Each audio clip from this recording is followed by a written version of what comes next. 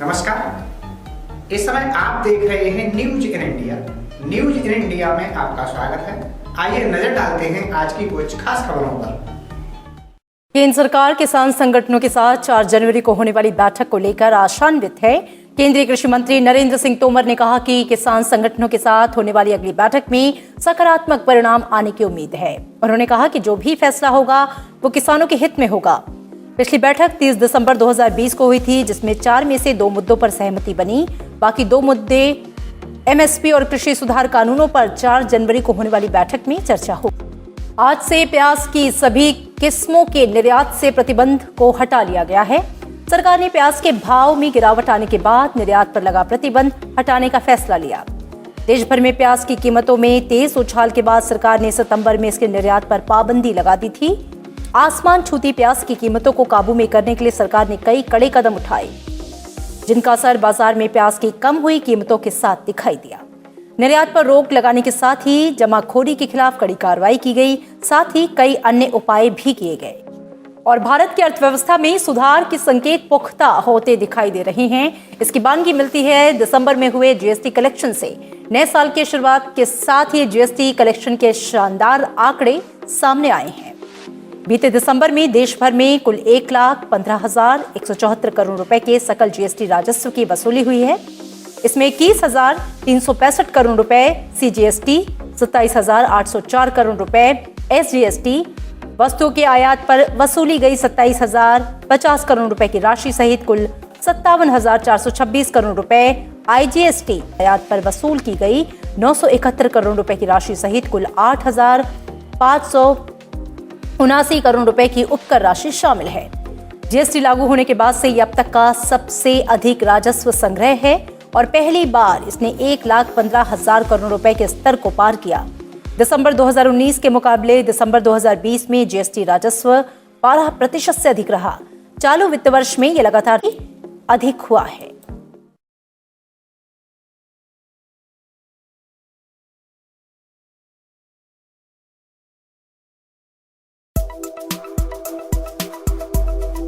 उत्तर प्रदेश के उन्नाव में लखनऊ आगरा एक्सप्रेसवे पर बिहार से दिल्ली जा रही निजी स्लीपर बस घने कोहरे के कारण सड़क पर खड़े दुर्घटनाग्रस्त कंटेनर से भिड़ गई।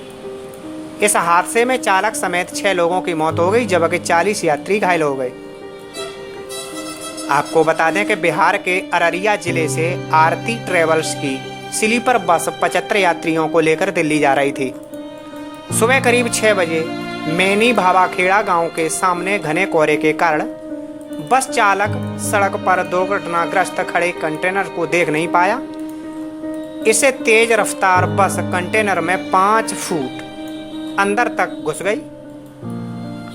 पुलिस ने ग्रामीणों और यूपीडा कर्मचारियों की मदद से बस में फंसे चालक समेत 8 लोगों को बाहर निकालकर सीएससी पहुंचाया। डॉक्टर ने 4 लोगों को मृत घोषित कर दिया। वहीं 2 लोगों ने जिला अस्पताल में इलाज के दौरान दम तोड़ दिया। घायल हुए 40 यात्रियों का इलाज करके दूसरे वाहनों से उनके गंतव्य के लिए रवाना कर दिया गया। वहीं गंभीर रूप से घायल कुछ लोगों का जिला अस्पताल में इलाज जारी है। 1 जनवरी 2021 को प्रातः 6:30 बजे से 7 बजे के बीच आगरा लखनऊ एक्सप्रेस वे के किलोमीटर संख्या 274 जो कि थाना औरास जनपद उन्नाव के अंतर्गत पड़ता है, एक बस जो अररिया बिहार से दिल्ली को जा रही थी, जिसका नंबर यूपी 51AT 5256 था, उसका एक ट्रक से एक्सीडेंट हो गया है, जिसमें 5 व्यक्तियों की मृत्यु हो गई। घटना की सूचना मिलते ही पुलिस तुरंत मौके पर पहुंची। उसके द्वारा निकाल करके घायलों को स्वास्थ्य केंद्र औरास भेजा गया, जहां पर 4 व्यक्तियों की मृत्यु हो गई और एक व्यक्ति जो कि बहुत ज़्यादा घायल था, गंभीर रूप से घायल था, उसको ट्रामा सेंटर भेजा गया, जहां सूचना प्राप्त हुई कि उसकी भी मृत्यु हो गई है। 2 अन्य गंभीर रूप से घायल थे, जिनको जिला अस्पताल उन्नाव भेजा गया है, उनका इलाज वहाँ चल रहा है और एक अन्य व्यक्ति को थोड़ी बहुत चोटें आई थी, उसको प्राथमिक उपचार करके उसको छोड़ दिया गया। मृतकों में सलाउद्दीन जो कि मधुबनी बिहार का रहने वाला था। शौकत रजा, ये भी अररिया बिहार के रहने वाले थे। मोहम्मद नसीम खान, ये दरभंगा जिले के रहने वाले थे। फर्रुख, ये भी अररिया के ही रहने वाले थे। और एक व्यक्ति अन्य मोहम्मद मुकर्रम, ये भी अररिया बिहार के रहने वाले थे। इनकी डेथ हो गई है। श्रीनगर में आतंकी हमले में मारे गए सराफा कारोबारी सतपाल निश्चल का शुक्रवार को अंतिम संस्कार कर दिया गया। निश्चल परिवार मूल रूप से पंजाब का रहने वाला है और लंबे समय से कश्मीर में रह रहा है। इस कायराना हमले की जिम्मेदारी आतंकी संगठन टीआरएफ ने ली है। इतना ही नहीं, टीआरएफ ने डोमिसाइल सर्टिफिकेट यानी कि मूल निवास प्रमाण पत्र लेने वाले बाहरी लोगों को अंजाम भुगतने की धमकी भी दी है। धमकी के बाद एजेंसियां सतर्क हो गई हैं। इस वारदात के बाद मृतक के परिवार का बुरा हाल है। पड़ोस में रहने वाले मकबूल अहमद ने कहा कि सतपाल कई वर्षों से यहाँ रह रहे थे और हर एक से अच्छे से पेश आते थे। वहीं भाजपा के वरिष्ठ नेता अशोक कौल ने कहा कि ये कश्मीरियत पर एक चोट है। जिन्होंने इस घटना को अंजाम दिया वह हैवान है। उन्होंने कहा कि पुलिस को सीसीटीवी खंगालकर हमलावरों की शिनाख्त करनी चाहिए। सुरक्षा एजेंसियां घटनास्थल के आसपास लगे सीसीटीवी फुटेज को खंगालकर आतंकियों का सुराग लगाने की कोशिश कर रही हैं। कई स्थानों पर दबिश भी दी गई। आसपास के कुछ लोगों से घटना के बाद पुलिस ने पूछताछ भी की। पुलिस का कहना है कि जल्दी ही आतंकियों की शिनाख्त कर ली जाएगी। सरकार की ओर से जारी गजट के अनुसार 15 साल तक राज्य में रहने वाले लोगों को यहाँ का स्थायी आदिवासी माना जाएगा। इसके साथ ही नौकरी के हक के लिए चतुर्थ श्रेणी पद केवल यहाँ के बासिंदों के लिए आरक्षित होंगे। अन्य पदों पर राष्ट्रीय स्तर पर भर्ती होगी। अनुच्छेद 370 और 35A हटने के बाद जमीन और नौकरी को लेकर प्रदेशवासियों की चिंताओं को देखते हुए केंद्र ने घोषणा की थी कि जल्द ही डोमिसाइल कानून लागू किया जाएगा। और आज से चुनावी बॉन्ड की बिक्री शुरू हो गई है और ये बॉन्ड 10 जनवरी तक खरीदे जा सकेंगे। ये बॉन्ड जारी किए जाने की तारीख से 15 कैलेंडर दिनों के लिए वैध होंगे। सरकार ने चुनावी बॉन्ड जारी करने और भुनाने के लिए भारतीय स्टेट बैंक को अधिकृत किया है और एसबीआई की 29 अधिकृत शाखाओं से चुनावी बॉन्ड को खरीदा जा सकेगा। साथ ही इनको भुनाया भी जा सकेगा। एसबीआई की ये शाखाएं दिल्ली, चंडीगढ़, शिमला, श्रीनगर, देहरादून, लखनऊ, पटना और इसके साथ ही रायपुर, जयपुर, गांधीनगर, भोपाल, मुंबई, बेंगलुरु, चेन्नई, कोलकाता और गुवाहाटी में हैं।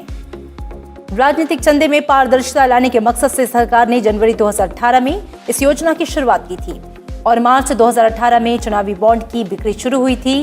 योजना के तहत चंदे के लिए चुनावी बॉन्ड सिर्फ वही पंजीकृत राजनीतिक दल इस्तेमाल कर सकते हैं जिन्होंने पिछले लोकसभा या विधानसभा चुनाव में कम से कम 1% वोट हासिल किया हो। और उपराष्ट्रपति एम वेंकैया नायडू ने साल 2020 में आए कोरोना संकट पर लेख लिखा है। द हिंदू में छपे लेख में उपराष्ट्रपति ने कहा कि मास्क के साथ गुजारे गए पिछले 10 महीनों ने कई बुनियादी सवालों से पर्दा उठाया। उन्होंने बताया कि हम कितने सार्थक तरीके से जी रहे हैं और कैसे सकारात्मक तरीके से चुनौतियों का सामना किया जा सकता है। उपराष्ट्रपति एम वेंकैया नायडू ने अपने लेख में लिखा है कि कोरोना महामारी ने लोगों को प्रतिबंधित जीवन जीने को मजबूर कर दिया है। लोगों ने जान लिया है कि यदि उन्हें जीवित रहना है तो मास्क का उपयोग करना ज़रूरी है। उपराष्ट्रपति ने लिखा है कि साल 2020 ने बता दिया है कि इस तरह के हालात से कैसे मुकाबला करना है और कैसे संभाव और संतुलन के साथ रहना है। उपराष्ट्रपति ने लिखा है कि वुहान से पूरी दुनिया में फैले कोरोना वायरस ने हमें एक बड़ा सबक सिखाया है। इसने बता दिया है कि मानव इस दुनिया में सुप्रीम पावर नहीं है। हालांकि प्रकृति में मानव का हस्तक्षेप बढ़ गया है, जिसकी वजह से इस तरह की घटनाएं बढ़ी हैं। उपराष्ट्रपति ने अपने आइसोलेशन के दिनों को याद करते हुए लिखा है कि कोरोना महामारी ने हमें प्रकृति के साथ मिलकर चलने की नसीहत दी है। इसने बताया है कि हमें मानवता और प्रकृति की रक्षा करनी होगी। कोरोना वायरस के नए स्ट्रेन का जिक्र करते हुए उपराष्ट्रपति ने लिखा है कि दुनिया भर में कोरोना वैक्सीन से लोगों के जान बचाने का काम शुरू हो चुका है, लेकिन हालात सामान्य होने में अभी भी वर्षों वक्त लग सकता है। वैक्सीन से इस बीमारी को ख़त्म किया जा सकता है, लेकिन इससे हमें बहुत कुछ सीखने की ज़रूरत है। कानपुर के सबसे बड़े जेड स्क्वायर मॉल को सील करने महापौर प्रमिला पांडे नए साल की पहली सुबह ही पहुंच गईं। उन्होंने मॉल के 4 में से 3 गेटों पर ताला लगा दिया और चौथे गेट को माल खाली कराने के लिए छोड़ दिया। नगर निगम की कार्रवाई के बाद महापौर बकाया न देने पर चौथा गेट भी सील कर देने की चेतावनी देकर चली गई। आपको बता दें कि नगर निगम का मॉल पर करीब 13 करोड़ रुपए बकाया है। 2 साल पहले मॉल पर कार्रवाई की गई थी, उसके बाद भी मॉल प्रबंधन ने बकाया जमा नहीं किया। महापौर प्रमिला पांडे ने अपर नगर आयुक्त भानु प्रताप सिंह और सभी 6 जोन के जोनल अधिकारियों के साथ टैक्स को लेकर मीटिंग की थी, जिसमें ये बात सामने आई थी कि जेड स्क्वायर पर 2 साल का करीब 13 करोड़ रुपए टैक्स बकाया है, लेकिन उसे वसूला नहीं जा रहा। बैठक में ही महापौर ने नाराजगी जताते हुए कहा था कि अधिकारी और कर्मचारी सीधे बड़ा चौराहा पर जेड स्क्वायर मॉल पहुंचें और उसे सील कर दें। महापौर सुबह करीब 10:30 बजे अपर नगर आयुक्त भानु प्रताप सिंह, अरविंद राय और रॉली गुप्ता सहित सभी जोनल प्रभारियों के साथ मॉल पहुंच गईं। महापौर ने पहुंचते ही 3 गेटों पर ताला लगवा दिया। मॉल प्रबंधक द्वारा 50 लाख रुपए का चेक दिए जाने पर महापौर ने कहा कि कम से कम 5 करोड़ रुपए का चेक दिया जाए। उन्होंने कहा कि चेक न मिलने पर मॉल खाली करा के चौथा गेट भी बंद कर दिया जाएगा। मॉल प्रबंधन के अधिकारी महापौर और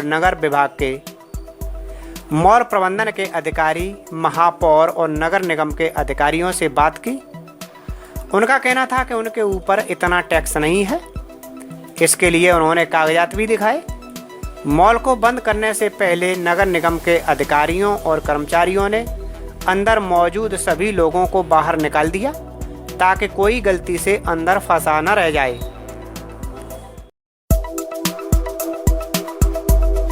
आगरा लखनऊ एक्सप्रेसवे पर घने कोहरे के बीच सुबह गलत तरीके से दूसरी लेन में घुस रहे डंपर में 2 डीसीएम समेत आधा दर्जन कारें आपस में टकरा गईं। इस हादसे में 3 लोगों की मौत हो गई, जबकि 1 दर्जन लोग घायल हो गए। मरने वालों में 2 राजस्थान और 1 हरियाणा का रहने वाला है। आपको बताते कि इटावा के ऊसराहार थाना क्षेत्र में आगरा लखनऊ एक्सप्रेसवे पर किलोमीटर संख्या 132 पर सुरक्षा व्यवस्था के लिए पुलिस चौकी का निर्माण हो रहा है। सुबह 8:30 बजे के आसपास गिट्टी लदा डंपर लखनऊ की तरफ जा रहा था, तभी ड्राइवर ने एक कट से गलत तरीके से दूसरी लेन पर जाने के लिए वाहन को मोड़ दिया। घने कोहरे की वजह से पीछे से तेजी से आ रही मछली लदी डीसीएम और मुर्गी से भरी दूसरी डीसीएम सीधी डंपर से टकरा गई। टक्कर इतनी भीषण थी कि मछली लेकर राजस्थान से बिहार जा रहे डीसीएम ड्राइवर हीरालाल, उसके साथ ही हेल्पर दोलूराम और दूसरी डीसीएम में सवार रोहित की घटनास्थल पर ही मौत हो गई। रोहित के साथ सवार हेल्पर के रूप में चल रहे दीपक और धर्मवीर सिंह गंभीर रूप से घायल हो गया। इस हादसे के बाद पीछे से आ रही आधा दर्जन कारें भी एक के ऊपर एक आपस में टकराती चली गईं, जिसमें उनमें सवार आधा दर्जन लोग गंभीर रूप से घायल हो गए। पुलिस अधिकारी और यूपीडा के कर्मचारियों ने घायलों को सैफई मेडिकल कॉलेज में भर्ती कराया और शवों को पोस्टमार्टम के लिए जिला अस्पताल भेज दिया है। एक्सप्रेसवे पर 4 घंटे तक जाम की स्थिति बनी रही। एएसपी ओमी सिंह ने बताया कि हादसे के दोषियों के खिलाफ मुकदमा दर्ज करके कानूनी कार्रवाई की जाएगी।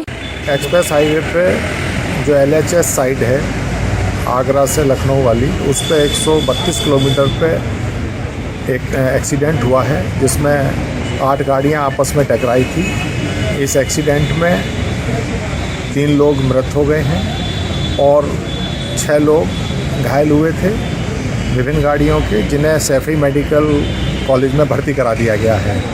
इसमें प्रथम दृष्टया जो मौके पे जाकर तस्दीक किया गया है, एक टैंकर है जो बीच में कट था, वहाँ पे मोड़ रहा था, जिसमें वो गाड़ी टकराती चली गई। इसमें प्रभावी वैधानिक कार्रवाई कराई जा रही है, मुकदमा पंजीकृत कराया जा रहा है और बाकी जो अभी घायल हैं उनका इलाज भी ठीक प्रकार से चल रहा है। अभी तक सभी आउट ऑफ डेंजर हैं। उत्तर प्रदेश के औरैया में 20 सड़क हादसा हो गया। जिले के सदर कोतवाली क्षेत्र के अंतर्गत सुबह तेज रफ्तार ट्रक ने एक स्कूटी में टक्कर मार दी। इस हादसे में उस पर सवार 4 लोगों की घटनास्थल पर ही मौत हो गई। आपको बता दें कि नेशनल हाईवे पर कोतवाली के चिरौली गांव में डंपर ने स्कूटी में टक्कर मार दी। इस टक्कर में 4 भाई बहन की मौत हो गई। स्कूटी सवार भाई बहन के घर से नए साल का जश्न मनाकर औरैया से अपने गांव भीकमपुर दयालपुर लौट रहे थे। पुलिस ने पीछा करके डंपर को पकड़ लिया और चालक को हिरासत में ले लिया। बता दें कि स्कूटी सवार जैसे ही चिरौली ओवरब्रिज के ऊपर पहुंचे, तभी गलत दिशा से आ रहे एक डंपर ने स्कूटी में जोरदार टक्कर मार दी, जिससे घटना स्थल पर ही 4 लोगों की मौत हो गई। एम्बुलेंस के माध्यम से उन्हें जिला अस्पताल लाया गया, जहां डॉक्टरों ने उन्हें मृत घोषित कर दिया। सूचना पर सीओ सिटी सुरेंद्र नाथ यादव, चौकी इंचार्ज निजाई शैलेश पांडे, सदर कोतवाली प्रभारी संजय कुमार पांडे सहित भारी पुलिस फोर्स अस्पताल पहुंचे और शवों को कब्जे में लेकर पोस्टमार्टम के लिए भेज दिया। आज सुबह 11 बजे करीब 108 एम्बुलेंस के द्वारा 4 लोग यहाँ पे जिला अस्पताल औरैया में मृत अवस्था में लाए गए। एम्बुलेंस चालक ने बताया कि शायद हाईवे पर कहीं का एक्सीडेंट हुआ था और जो मरे हैं उनमें एक राज गौतम है जिनकी उम्र लगभग 23 साल है, भीकमपुर के रहने वाले हैं। दूसरी प्रीति है जिनकी उम्र 20 साल है। 2 बच्चे हैं जिनकी उम्र एक विजय है जिनकी उम्र 10 साल और छाया जो है 12 साल की हैं। 4 लोग मृत अवस्था में यहाँ पे लाए गए हैं। औरैया कोतवाली अंतर्गत चिरौली के पास हाईवे पर एक व्यक्ति अपनी बहन और 2 भतीजों के साथ आ रहे थे। स्कूटी से एक ट्रक की चपेट में आकर के इन 4 लोगों की दुखद मृत्यु हो गई। इस संबंध में आवश्यक वैधानिक कार्रवाई किया जा रहा है। सर, जानकारी मिली है कि ट्रक उल्टी साइड आ रहा था। हाँ, ट्रक रंग साइड जा रहा था, ट्रक को पकड़ लिया गया है और जो चालक है उसके विरुद्ध कठोर वैधानिक कार्रवाई की जाएगी। और केंद्रीय स्वास्थ्य और परिवार कल्याण मंत्री डॉक्टर हर्षवर्धन ने आज दिल्ली में कोविड-19 टीकाकरण के अभ्यास के लिए की गई तैयारियों की समीक्षा की। बैठक के दौरान उन्होंने सभी राज्यों के अधिकारियों के साथ आवश्यक तैयारियों को पूरा करने के निर्देश दिए। डॉक्टर हर्षवर्धन ने बताया कि टीकाकरण अभ्यास का उद्देश्य उन समस्याओं का पता लगाना है जिन्हें पहले चरण में ठीक किया जा सके। उन्होंने कहा कि वैक्सीन लगने के बाद इलेक्ट्रॉनिक सर्टिफिकेट देना होगा, कोल्ड चेन ठीक तरीके से काम हो, ये भी सुनिश्चित किया जा रहा है। और इस दौरान स्वास्थ्य मंत्री ने कहा कि 2 कंपनियों ने वैक्सीन मंजूरी के लिए आवेदन किया है, उस पर विशेषज्ञ फैसला लेंगे। मॉक ड्रिल, उसको ड्राई रन कहिए, ट्रायल रन कहिए, वैक्सीन को देने के संदर्भ में किसी भी प्रकार की कोई भी इम्प्लीमेंटेशन में कमी ना रहे, वो कल होने जा रहा है। आज हमने अपने सभी वरिष्ठ अधिकारियों के साथ सारे देश भर के कल होने वाले ड्राई रन की तैयारियों की प्रिपेयर्डनेस के बारे में बहुत विस्तार से विश्लेषण किया है। उनको आग्रह पूर्वक ये कहा है कि जो डिटेल्ड गाइडलाइंस भारत सरकार ने बनाई है इस संदर्भ में हर पहलू पर, हर स्थान के लिए, हर प्रकार के इस सारे एफर्ट में लगे हुए व्यक्ति के लिए up to the level of vaccinator, उन सब की समीक्षा करिए और परफेक्ट तैयारियां करिए। कि 2 कंपनियों ने रेगुलेटर के पास अपनी एप्लीकेशन लगाई है और हमें उम्मीद है कि अगर वो अप्रूवल उन कंपनियों को मिलेगा तो फिर आने वाले समय में जिस प्रकार का हमारा प्लान है उसके हिसाब से हम लोगों को वैक्सीनेशन करना शुरू करेंगे।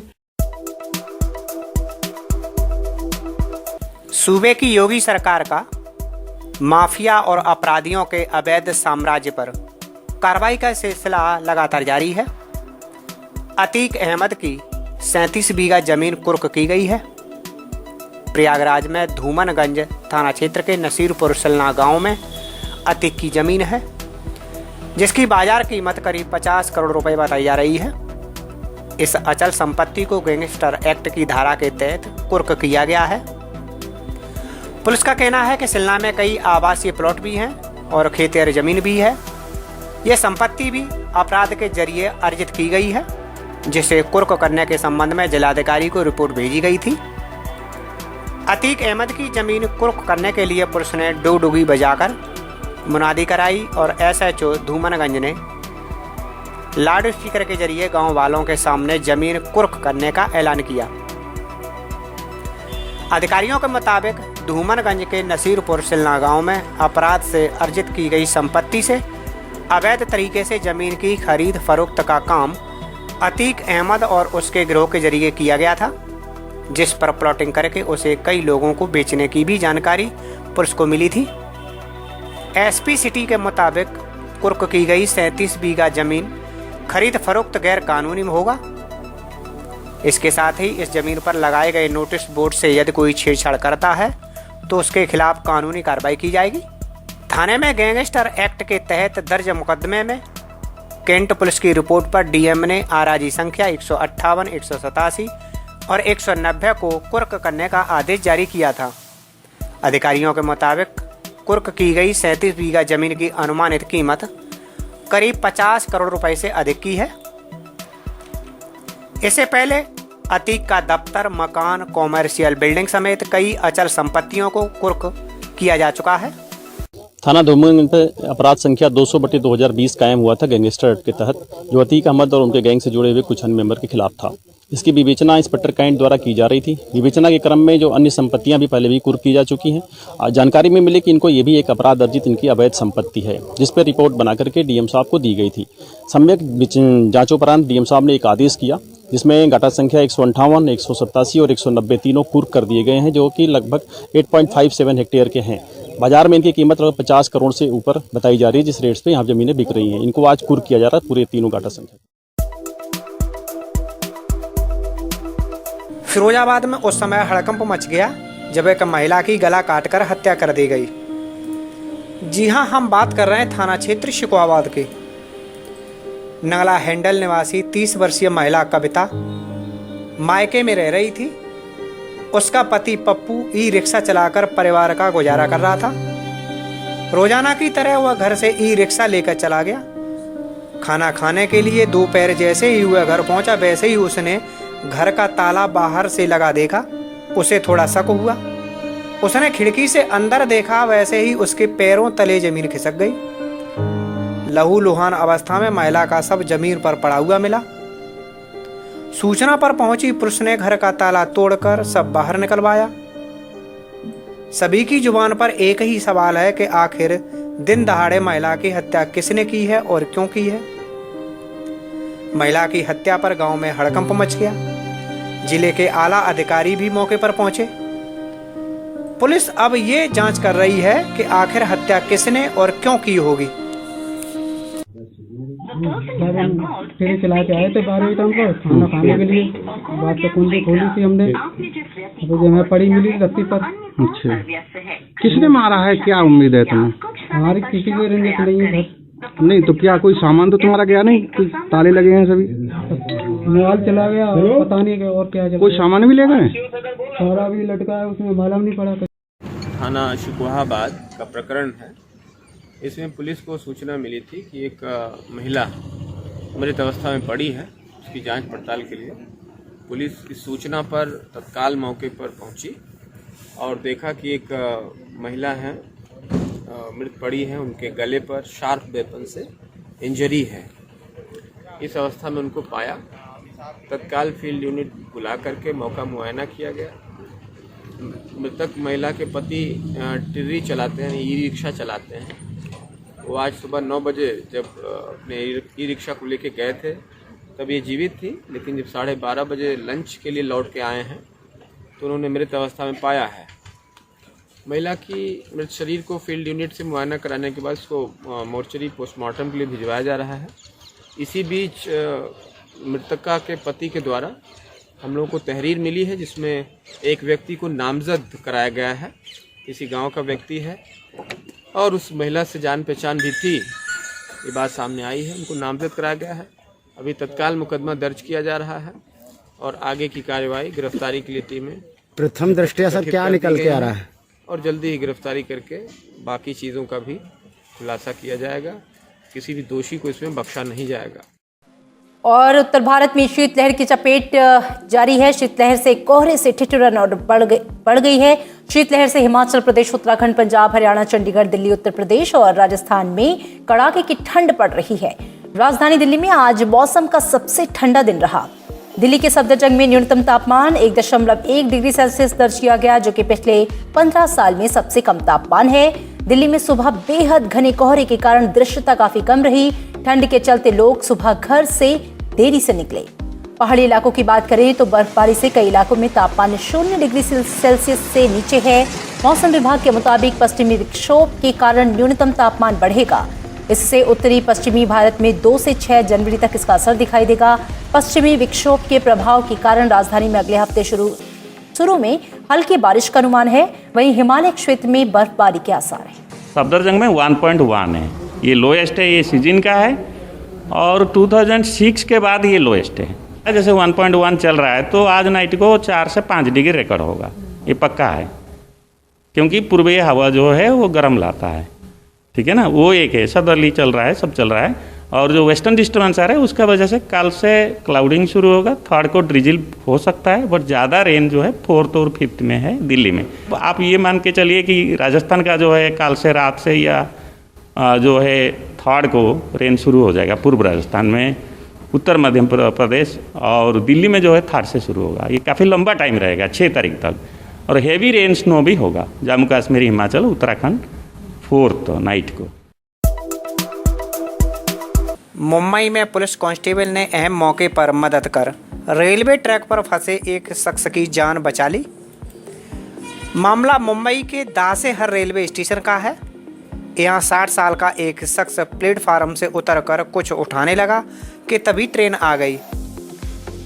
ट्रेन आने से वह बुरी तरह से घबरा गया। आपको बता दें कि इस घटना का सीसीटीवी फुटेज भी सामने आया है। वीडियो में दिख रहा है कि एक शख्स प्लेटफार्म से उतरता है और कुछ उठाने लगता है। वो उस समय अपना जूता भी ठीक करता है। तभी ट्रेन आती है। ट्रेन के आने से वह घबरा जाता है, प्लेटफार्म की तरफ भागे या दूसरी ओर बचे। इस बीच एक कांस्टेबल दौड़ते हुए आकर उसे आवाज़ लगाता है। किसी तरह से वो उसकी जान बचाते हुए प्लेटफार्म पर खींच लेता है। ये वीडियो सोशल मीडिया पर तेज़ी से वायरल हो रहा है। वीडियो में साफ देखा जा सकता है कि यदि 1 सेकंड की भी देर हो जाती तो शायद व्यक्ति जिंदा नहीं बच पाता। फिरोजाबाद के जाटवपुरी चौराहे पर फुट ओवर ब्रिज की छत पर चढ़ा एक युवक करीब 1 घंटे की मशक्कत के बाद नीचे उतारा गया। उसने गले में रस्सी का फंदा डाल रखा था और वह कूदने की धमकी दे रहा था। युवक की हरकतों को देखकर चौराहा पर लोगों का हुजूम इकट्ठा हो गया।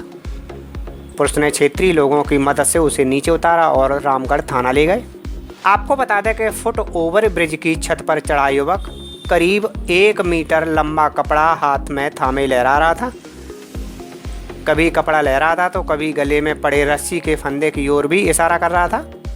चौराहे पर तैनात पुलिस कर्मियों ने इसकी सूचना थाना पुलिस को दी। SHO रसूलपुर और SSI रामगढ़ फोर्स के साथ मौके पर पहुंचे। पुलिस ने इसकी सूचना फायर ब्रिगेड को दी।